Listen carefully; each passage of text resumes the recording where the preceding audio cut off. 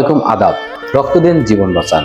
প্রিয় রক্তদাতা ভাই বোনেরা, আপনাদেরকে ছোট্ট একটা মেসেজ দেওয়ার জন্য আজকের এই ভিডিওটি। আপনি যখন রক্তদান করবেন, অবশ্যই এনার্জি স্যালাইনের আগেও যদি গ্লুকোজ স্যালাইনটা রাখেন, 6টা গ্লুকোজ স্যালাইন এবং 2 লিটার পানি।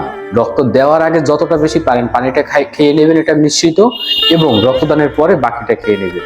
দেখবেন আপনি রক্ত দিবেন, আপনি এনার্জি ফিল করবেন। এটা হলো রক্তদানের একটা বাস্তব অভিজ্ঞতা। আপনারা সবসময় গ্লুকোজ স্যালাইনটা খাওয়ার চেষ্টা করবেন, এনার্জি স্যালাইন না।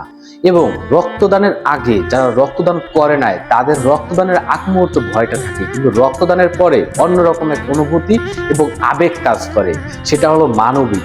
যারা রক্তদান করছে তারাই বলতে পারবে রক্তদানে এক এনার্জেটিক কাজ করে শরীরের ভিতরে। এটা শুধু রক্তদাতারাই বুঝবে। যারা রক্ত দিবে তাদের শরীর এমনিতেই ভালো লাগবে, তাদের শরীরও সুন্দর থাকবে, মনও সুন্দর থাকবে। তাই রক্ত দিন, জীবন বাঁচান। শুধু এই যে সৌন্দর্যই নয়, মানুষের মনের সৌন্দর্যটাও বড়।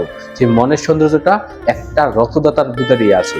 কারণ সেই রক্তটা একটা জিনিস ভেবে দেখেন, যে ধর্ম বর্ণ বিভেদ সবকিছু ভেদ করে সবার শরীরে রক্ত সৃষ্টিকর্তা লাল করে দিয়েছেন, যাতে মানুষের জন্য, জীবনের জন্য জিনিসটা অটুট থাকে।